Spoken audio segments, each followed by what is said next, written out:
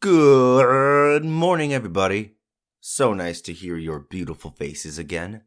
I know I keep bringing this up, but I am beyond filled with excitement about moving to Seattle. My friend Trevor and I were talking about the national parks out there and how he'd like to hit all of them at some point. Same, that would be awesome. I spent all evening combing through photos of Olympic National. I mean, that place is magical. To be honest, I had no idea that part of that area is classified as a rainforest. And then there's beaches, mountains, rivers, lakes, valleys, the ocean. I just can't imagine a cooler place to live. Oh, and also, by the way, the Daybell trial is getting juicy. Lori Vallow's former best friend Melanie was on the stand earlier, and the prosecutor played a recorded phone call between her and Lori. Insanity. The friend was simply curious about the kids' safety. She's like, "What's going on? Where are the kids? Why have you been lying to the police?" And then Lori kept spouting nonsense about evil beings and dark influences. And then out of the blue, Chad hopped on the call and started talking about his wife's death without prompt, which was very odd. Meanwhile, he's just sitting there next to his lawyer, tapping a pencil, pretending he didn't kill his children. On the phone call, Melanie then gets fed up and calls them out, saying that nothing of what they're saying has added up. Lori Vallow starts getting angry and defensive, and then Chad tries to hop in again. Then Melanie says something to the effect of, "Your salvation is in trouble. I know it." It's a wild phone call. I highly recommend you listen to the full recorded version. It's clear whose mind is in the right place and whose isn't. I could go on and on about this, as you know, but let's get into our story. Today I bring you history's most gruesome execution. My name is Eli, and this is Murder in the Morning.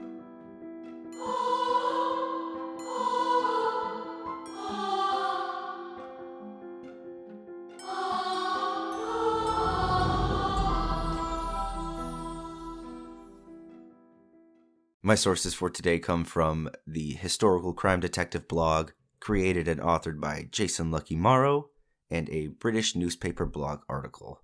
The rest I will put down below.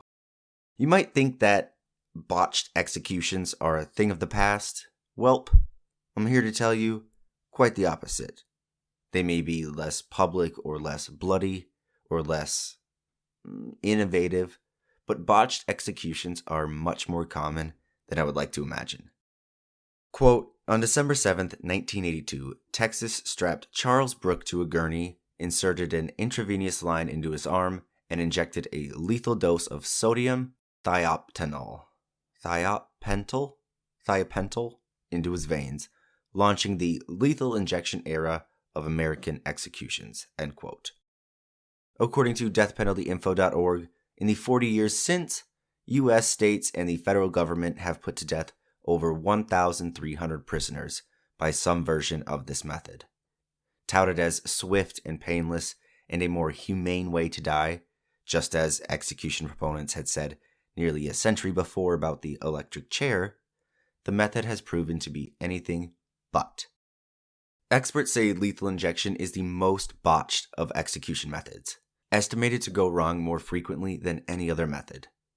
An NPR review of autopsies of more than 200 prisoners who were put to death by lethal injection found, regardless of the outward appearance of a tranquil death, 84% of those executed showed evidence of pulmonary edema, which is a fluid buildup in the lungs that creates a feeling of suffocation or drowning that experts have likened to waterboarding. As lethal injection turns 40, states are botching executions in record numbers. In 2022, 7 out of 19 execution attempts were botched, an astonishing 37%. Now, I myself have showcased both stories of executions and executioners, from botched to perfectly practiced, yet somehow the extraordinary execution of Michael G. Schiller slipped through the cracks for years. Recently brought back to light with a new prowess by Mr. Jason Morrow, there is a reason it was hidden from the media. Not much is known about Michael Schiller's early life. Born in Hungary, uneducated, and a drunk is about all that I can find. At some point, he meets a Hungarian woman by the name of Mary, and the two get married. Before long, they decide to migrate to America and begin a small family. Mr. and Mrs. Schiller settled in Youngstown, Ohio, or Youngstown, just before the turn of the century. From what I can gather, he was never a great husband nor father to his 3 children, Minnie, Gustav, and Fred. And by not great, I mean abusive, cruel, and perpetually hammered. These kids were deathly afraid of their father. Anywho, this terrible behavior continued until roughly 1902 or 1903, when Mary decided enough was enough and filed for divorce. Thankfully, her petition was granted, and Michael was kicked out of the house. As we've learned over the years, ending an abusive relationship can be the most dangerous time in someone's life. And 100 years ago, it was no different. This comes from Jason Morrow and the Beacon Journal. Quote, late in the afternoon of June 1st, 1903, Michael Schiller, a saloon keeper of Youngstown, Ohio, whose wife had secured a divorce from him and the custody of their children, called at her residence and demanded that she, quote, resume her marital relations with him, informing her that if she refused to comply, he would cut her heart out. Schiller had been drinking and was in an ugly mood. Mrs. Schiller refused to yield to the request and, escaping from his grasp, ran into the backyard to call for assistance. Schiller caught her and held her while he stabbed her in the abdomen with a butcher knife. She was taken to the hospital where, before she died, made a statement detailing the facts of this murderous assault. The attack of Schiller on his wife was witnessed by neighbors who seized him and held him until the police arrived. End quote. With multiple witnesses and testimony from the victim before she passed, it was clear the verdict. He would be executed for his crime. From his arrest onward, Michael remained emotionless. When they told him his wife died, he said nothing. When his boys came to visit, not by choice because they hated him, no emotion. Only with his daughter did he show any feeling. And yes, it was a selfish plea. Quote, although they could have been adopted prior to his execution, Schiller refused to relinquish his parental rights, as he was hoping to use his daughter to plead for his life to the governor. During their second and final meeting together, shortly before his execution, Schiller begged his daughter to call upon the governor in the hope that he would find it impossible to turn down a young, crying girl. The following is an actual account from a Cincinnati Enquirer article published 12 hours after Schiller was executed. Go to the governor and save my life, Minnie, Schiller pleaded. I cannot go, she answered. Then write to him, for God's sake, and tell him not to let me be electrocuted. No, I don't want to do that, Minnie answered. The governor has decided, and I do not want to ask him to intervene. According to the Enquirer, this angered the father, and he yelled at his child. There was a demonstration of just how potent Minnie's fear was during the final visit when Sister Housegardener expressed a desire to see the electric chair. She told Minnie she would be back in a minute and started off. But Minnie followed, declaring she would not stay with her father, even with the presence of a prison guard. Okay, so Schiller's crime is terrible, yes, but that's not why I brought you here today. When Michael Schiller was executed on June 17th of 1904, he was the 13th man to be electrocuted by the state of Ohio. The prior 12 electrocutions had gone well, and there was no reason for prison officials to think Schiller's would be any different. Jason Morrow writes, Electrician Martin had tested the chair several times that evening and pronounced it in perfect order. Schiller grew extremely nervous when he heard the officers testing the chair and spent the evening pacing restlessly back and forth in the, quote, death cage. He refused all spiritual consolation and would tolerate the presence of neither preacher nor priest. He ate sparingly of his supper and refused to take stimulants of any kind, such as whiskey. He had maintained all along that something would intervene to save him from the chair. He had hopes that the governor would, at the very last moment, maybe commute his death sentence to one of life in prison. However, at 11:30 p.m., the attending guards filed into the death cage, accompanied by the prison barber. John O'Brien, a good-natured guard who has witnessed more legal executions perhaps than any man in the United States, said, "Well, Mike, it's time to prepare for this unpleasant ordeal," at the same time placing a stool for the condemned man to sit upon and motioned for the barber to proceed. Then, and not until then, did the condemned man abandon all hope.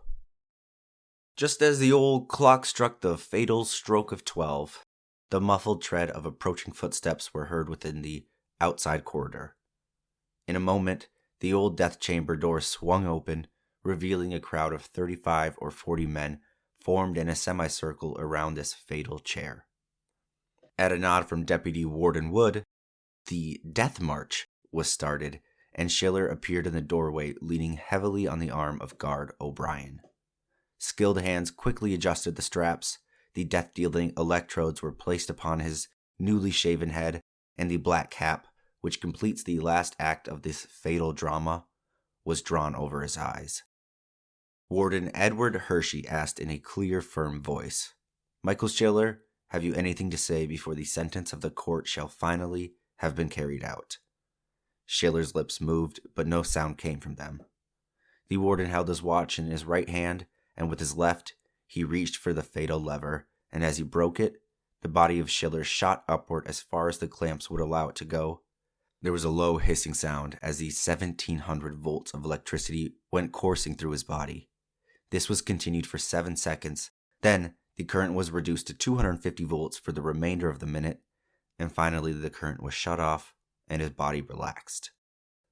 When he was declared dead by 5 physicians, yes, 5 physicians, the crowd of 35 spectators, including the warden, filed out of this death chamber. After they left, Schiller's body was unstrapped from the chair, he lurched forward, and fell over. He was still alive. Quote, he was straightened up in the chair and began to breathe heavily. Saliva was falling from his mouth, and guttural groans sounded throughout the chamber. Surviving did not mean it was over for Schiller. All death warrants state that the prisoner shall be executed until he or she is dead. They were going to have to do it again, but it would take a few minutes to reassemble everyone, get the generator and the power plant turned back on, and so on. It's alleged that Schiller started to regain a bit of consciousness at this point, but yeah, like they said, it didn't matter. Again, the lever shot upward. Again, the 1,700 volts of electricity scorched and singed through the body of Michael Schiller. This time, the high voltage was continued for 15 seconds, then reduced to 250 for the remainder of the minute. The doctors again made a thorough and careful inspection, probably more so this time, and after examining the body for 12 minutes by 5 physicians, all of them declared that he was dead beyond the shadow of a doubt. But was he? Schiller's body was unstrapped from the chair and carefully pulled to the floor, where he was placed in the traditional position for a burial. 2 of the guards then covered his corpse with a sheet, and he was left there to await removal by the prison's cemetery crew. As the guards were about to leave the execution room, Schiller let out a long, painful groan. The guards were horrified. Guard O'Brien raised the sheet, and a sickening sight met his eyes. The man was gasping and struggling for breath. Again, the warden was summoned, but this time, he and the attending physicians came alone. There would be no spectators for the third and final execution of Michael Schiller. Suffice it to say, the voltage was increased to such an extent that no human being could come in contact with it and live. The increased voltage literally burned the top of his head to a crisp. And this time, he finally died. Fucking dumb doctors. Just check his pulse. Quote, expert electricians were summoned from all over the country. All pronounced the entire apparatus in first-class order and exonerated the electrician Mourn from any and all blame.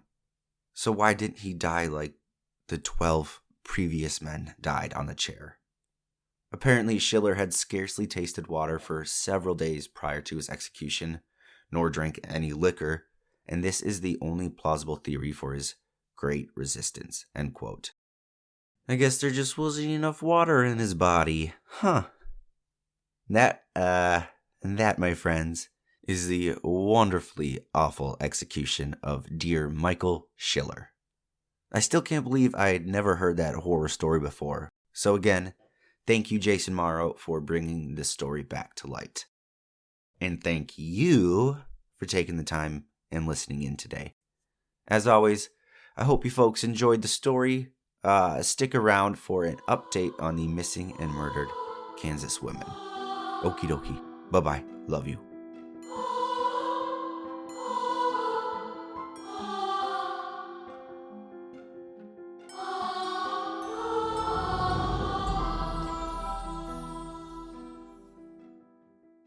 Hi!